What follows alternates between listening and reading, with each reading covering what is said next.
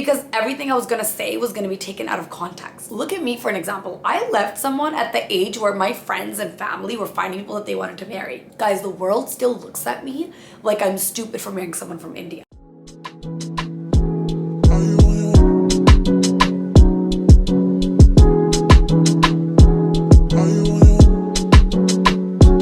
Are you on your way? Are you coming soon to me? No parking in LA. But hey love bugs, welcome back to another video. Let me get straight into this video because I am so passionate about it. Only because I know the type of shit I've been through to find the right person for me. And I've seen a lot of people around me go through breakups, divorces, just a lot of stuff growing up that I noticed that I definitely did not want for me.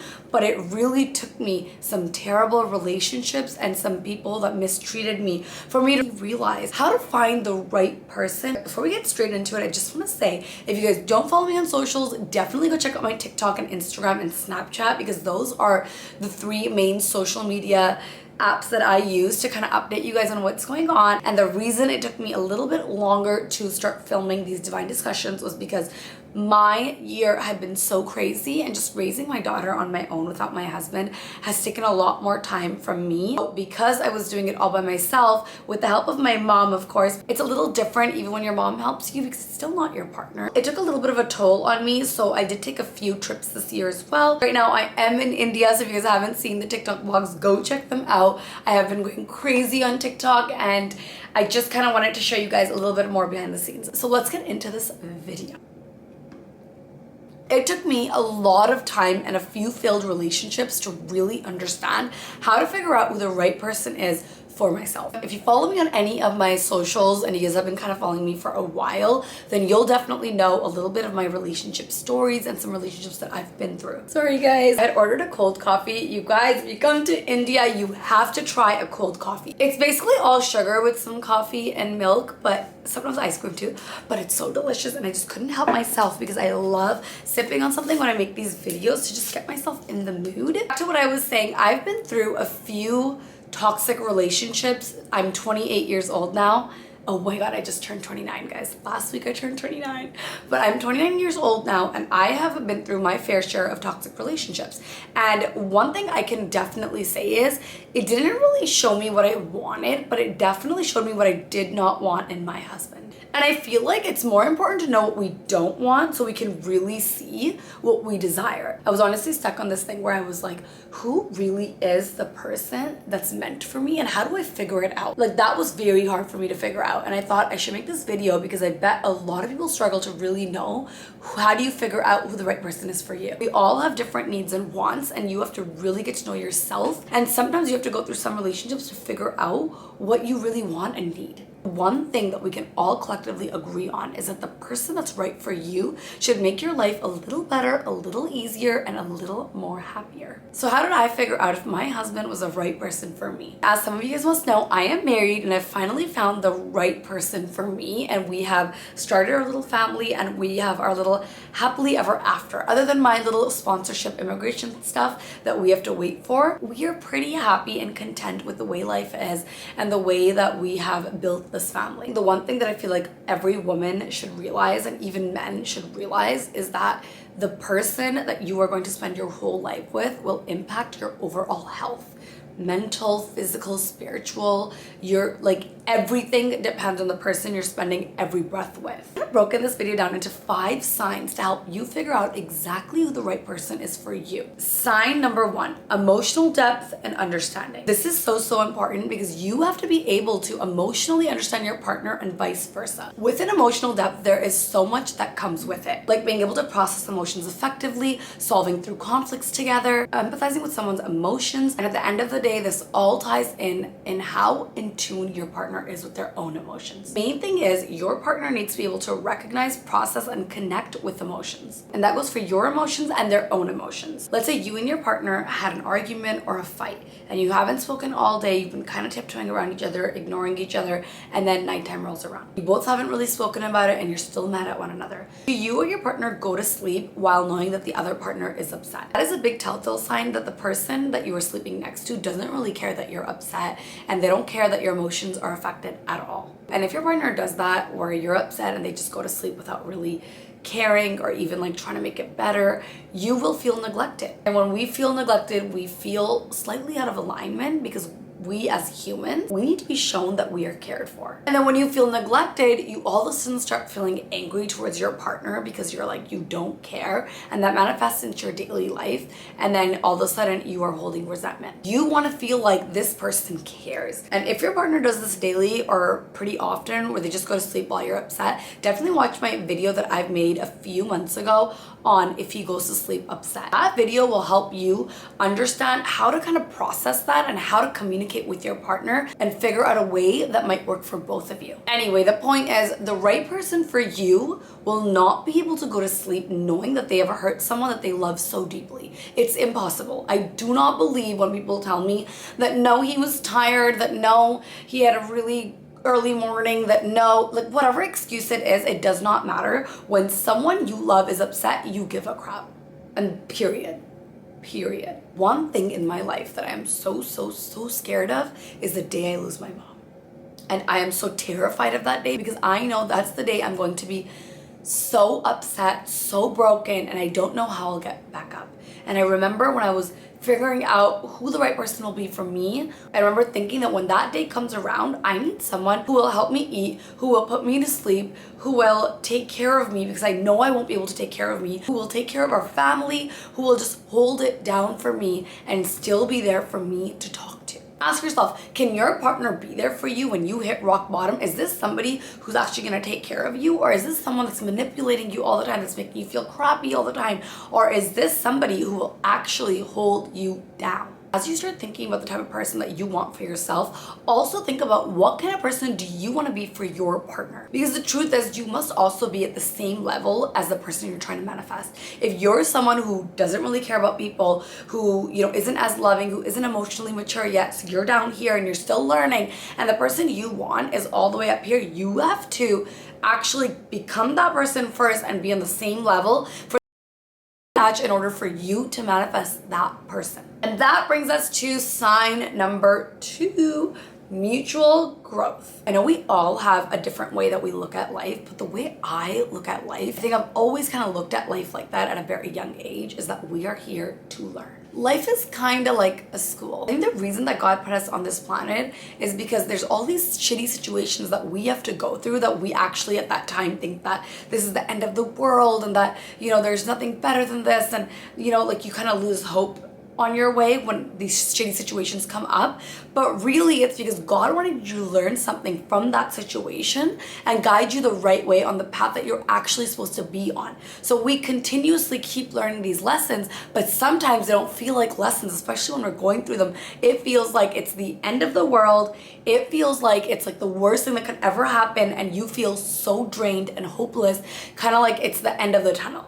But really, there's light through that tunnel, but you have to go through that lesson for you to actually see that light. We're always learning, evolving, and growing in life. It's just as important to find someone who is supportive and encouraging of you while they're actually doing the same thing for themselves. Because it's really important for you guys to grow together, but individually as well. So while you're growing and learning all these things, it's so nice to have a partner who is on the same path and they're also individually growing and learning. And then when you both come together as a couple, you're learning so much more. In my marriage, we do check each other. We might not do it publicly, privately, we do check each other. We will address concerns and things that we saw that we just think we could do better, and without being offended, because we do it with so much respect. And the reason that's so important to us personally is because we both want to evolve. We're both always doing things to grow. Like, me and my husband both love reading self-help books, and that has helped us so much in our own journey. And then together, it's even more beautiful because we get to share all these things that we're learning every night together. And it's so great for our daughter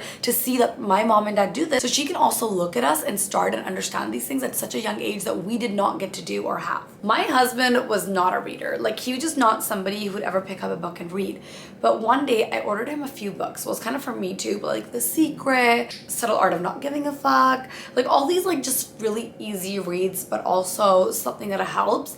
And I realized that I think the first book I gave him, there was a lot of swear words in it, and I think it was The Subtle Art of Not Giving a Fuck, and he loved it. He read it in 2 days. And that made me realize that he is someone who actually does want to work on himself, and he does want to learn and like, you know, put himself out there into new experiences and really be the best version of himself. He's checked off a very big box in my checklist. And truly, you guys, I have been with people that did not want to work on themselves, that were comfortable exactly where they were. They did not care to do better than yesterday. And that's just not something I see in the right person. And when you find a partner that is focused on growing and evolving, it helps you grow as a person as well. It's so much easier to face challenges together when you're on the same wavelength. For some of you guys may have been through some long-term relationships, and you know firsthand that it comes with a lot.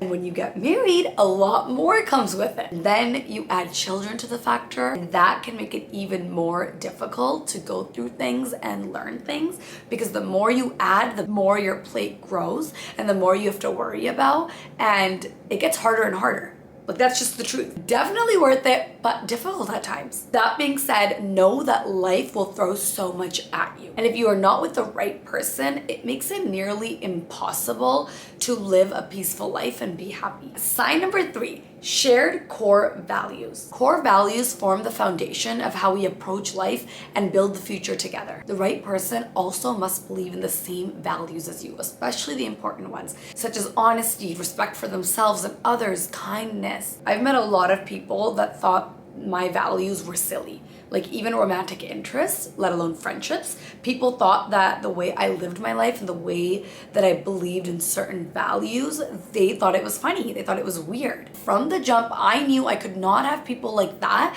didn't align with my core values in my life. And it sucked sometimes because I wanted them so bad, but it was just one of those things where I was like, but we can't even see eye to eye on that. How are we supposed to have a life together? How are we supposed to make each other better? But over time, after things that I've been through and all of the situations that God put me through, tough situations, I realized that it's way too important for me to have my values matched by my life partner, the person I'm doing life with. I am so strict with my values now. I look at life in such a way that people are not authentic enough to understand it. So it's weird to them. So it's funny to them. So they find it silly. I'll give you guys a few examples of what some of the things that I believe in and don't believe in. Like, for an example, I hate bandwagoners. Let me give you an example of bandwagoners. Someone new comes into the family, and one person in that family that has been in that family for a long time decides, we're not gonna like this person and we're not gonna accept them. So they don't say it out loud, but they start throwing all these like things in the air, the way they talk about them, the way they tell people about them. They can say something like, I really don't like her. I just feel like she just doesn't bring the right energy for our family. Just anything small, and the people around her will eat that up. They do not need to get to know you, because guess what? Everyone agrees and jumps on that wagon without even giving this new person a chance. Or let's say there's a girl on TikTok or any kind of social media platform, and she's living her life in a different way that you probably wouldn't live your life. However, she's happy. She is not hurting anyone. She is not doing anything to anyone. She's just living her life in the way she wants to live it. She's living her life in a way where other people may not ever be okay with it if it was their own life. So they go around talking shit about her, making blogs about her. This has actually happened to me. So it's an example of my life in a way. She's being talked about. People are now trying to get people to hate her, whatever they can do to make sure that no one likes them. And there will be people that will listen to one thing and be like, yeah, I do not like her. And these are people that don't even actually know her or even, have seen her content, but they just jump on that wagon because everyone's on it and they want to be accepted by everyone. I'm so against that because, one, obviously it's happened to me, but two, I could never be with a man who's a bandwagoner. That is such an ick for me. A man who jumps on that fucking wagon because his friends say so. No. What I love about my husband is that he's honest and he does what he feels like he wants to do. He can never be convinced by an outsider or even anyone in his own family or friend circle to have an opinion on someone else outside of his understanding. He has a mind of his own, and that is so attractive to me, because tomorrow someone might convince your man that you're not good enough, or that, you shouldn't be the woman of his life and this and that. And if he's a bandwagoner, if he can be easily convinced on these kinds of things, he can be convinced on not loving you, and that's just not the right person for you. The right person for you will never be the person that listens to a little bit of gossip and starts acting accordingly. The right type of person will see for themselves and see the way people treat them before they actually judge anyone or even have this misconception of somebody, because they're actually wise. I'm just sharing some examples for you guys of things I like and don't like of my values, so it'll kind of help you write a list of your own values. Another value that I am very big on is that I really want my children to speak Punjabi, because I know when they go to school, they'll eventually learn English, but who will teach them their mother tongue? And for me, I found a partner who thinks the same way when it comes to that. Another one I have is being generous. I love a man who has generosity written all over him. Not just with money, but also with their time, their resources, their energy. And I just knew from the get-go that I needed that in my partner. I wanted someone who's generous like me so we can teach our children to be generous as well. And that makes you feel so much grateful for what you have right now. And there might be some stuff that might be different from your right person, and being opposites can actually be great. And you know how they say that opposites attract? It's very true. But when it comes to something as important as your core values, I think that's very important for it to align with your partner's core values, so you can both lead such a beautiful life together with similar things that you want to teach your children. Sign number 4, open and honest communication. Imagine being with someone who you can't even be yourself with. You're always walking on eggshells because you're scared that you might irritate them or bother them. Been there, done that. The worst feeling in the world. You can't even be your authentic self because you're so afraid that this person might actually get so angry at you and it's gonna ruin your whole day. And truly, I would rather be single than be with a man I can't openly communicate with. Open communication creates a foundation of trust, emotional intimacy, and mutual respect. Those 3 things are so damn important. In my toxic relationship, I remember just feeling so scared to voice what I really needed and wanted, because everything I was gonna say was gonna be taken out of context. And I just felt like maybe I should just shut up because otherwise it's going to cause a fight. Feeling like that all the time, especially towards the end, I felt like it just wasn't fair to me to always be feeling that, and it was just leaving me so drained. And I realized that I was neglecting my own desires and needs because of a fear. A fear that this person might not respect what I want. A fear that I may not be able to find someone else again. A fear that stopped me from being with my true partner, the right person. I started being so closed up after that, and I felt so lonely in that relationship. I would cry every single night. And when I left, I knew I never, ever wanted to feel like that ever again. Sign number 5, supportive and encouraging. I need my man to support me in my life, my dreams, my present, my future, you name it. Honey, listen, if I am giving you children, if I am going through a C-section like I did 7 layers deep in, for us to have a family, the least you could do is show up for me and encourage me. And even if I did not have children, if I wished not to have children, I still expect you as a man, as my partner, to do that for me, because I would do that for you. And don't get me wrong, guys, I am a very independent woman. I do everything for myself. If I wasn't independent, I would not be able to do long distance, but I am in a long distance marriage in a way. And like I said, if I was not independent, I would not be able to be in a long distance relationship with someone. I would be way too dependent. And just like everyone else, I have my bad days too. And those days, I need my partner to lift me up. I'm born in Canada, but I have a lot of relatives that have been born in India, and they came to Canada at either a young age or later on in life. And the amount of stories that they have told me where a woman has to let go of their dreams for a man, it makes me so angry. And I'm so grateful and thankful that I didn't have to do that, and that my parents created such a beautiful environment for me to be able to just be me, and I want to give that to my kids. Back in the day, a lot of men were not okay with their women having jobs such as in the fashion industry or like being an actress because of their own controlling tendencies, and also just the fact that what people would say about them. This has been a problem in our community, in our Punjabi community, for a very long time, and I think